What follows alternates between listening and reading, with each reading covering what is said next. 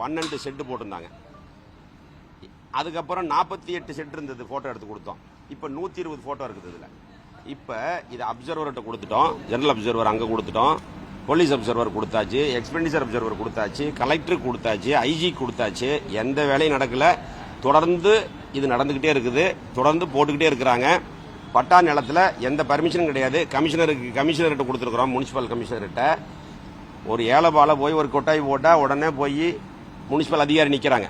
ஆனால் இங்கே பெரிய செட்டு 4000 சதுரடி 5000 சதுரடி உள்ள ஒரு செட்டுகளை போட்டு சுற்றி அடைச்சிட்டாங்க. கேட் போட்டாங்க, துணி கட்டியாச்சு, ஃபேன் போட்டாச்சு, உள்ள புதுசாக சேர் போட்டாச்சு. அதில் மீட்டிங் நடக்கிறதே இருக்குது. மீட்டிங் நடக்கிறதுல இதில் அதில் மீட்டிங் நடக்குது. பேனர் வச்சுருந்தாங்க. கம்ப்ளைண்ட் பண்ணோன்னே பேனர் எடுத்துட்டாங்க. அவர் பேட்டியில் சொல்கிறாரு, ஆமாம் எல்லா இடத்துலையும் ஃபங்க்ஷன் ஆகிக்கிட்டு இருக்குதுன்னு சொல்கிறார்.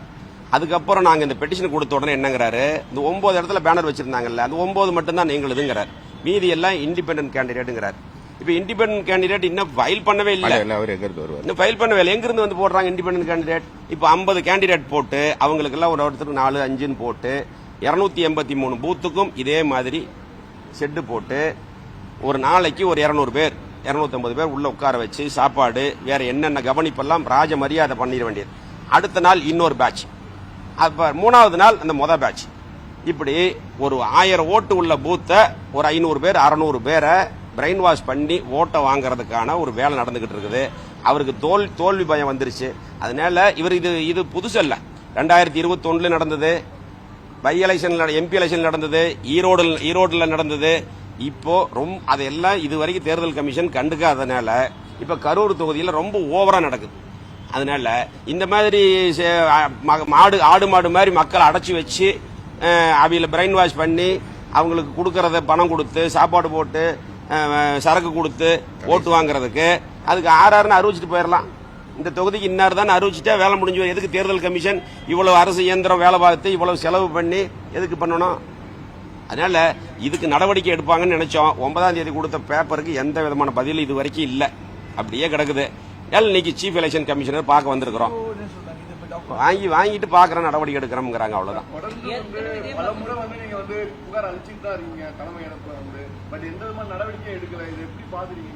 இல்ல நடவடிக்கை, அதாவது சட்டத்தில் ஒரு நீதிமன்றத்தை நாடுறதுக்கு முன்னாடியோ இல்லாட்டி அதுக்கான நீதியை பெறுவதற்கு முன்னாடியோ ஜனநாயகத்தில் நம்பிக்கை உள்ளவங்க அதிகாரிகள்கிட்ட மனு கொடுப்போம், நீதிமன்றத்தை நாடுவோம்.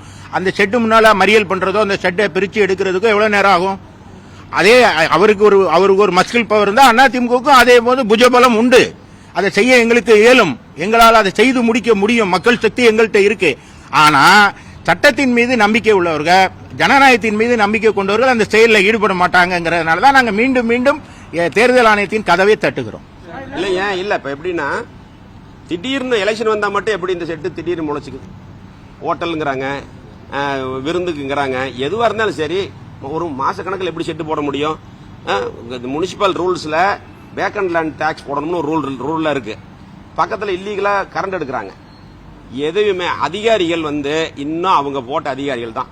எல்லா கீழ இருந்து மேல வரைக்கும் அவங்க போட்ட அதிகாரிகள் இன்னும் அவங்களுக்கு சலாம் போட்டுக்கிட்டு இன்னும் திமுக ஆளுங்கட்சிங்கிற நினைப்புல ஓடிக்கிட்டு இருக்குது.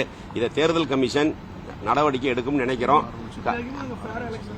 உறுதியா நடக்காது. உறுதியா எப்படி பேரா நடக்குதா? நீங்க இந்த பெட்டிஷனை பாருங்க, எப்படி பேரா நடக்கும் எலெக்ஷனு? மாத்த சொல்லி கொடுத்துருக்குறோம், மாத்திரம்னு சொல்லி இருக்கிறாங்க. இது வரைக்கும் இன்னும் இல்ல.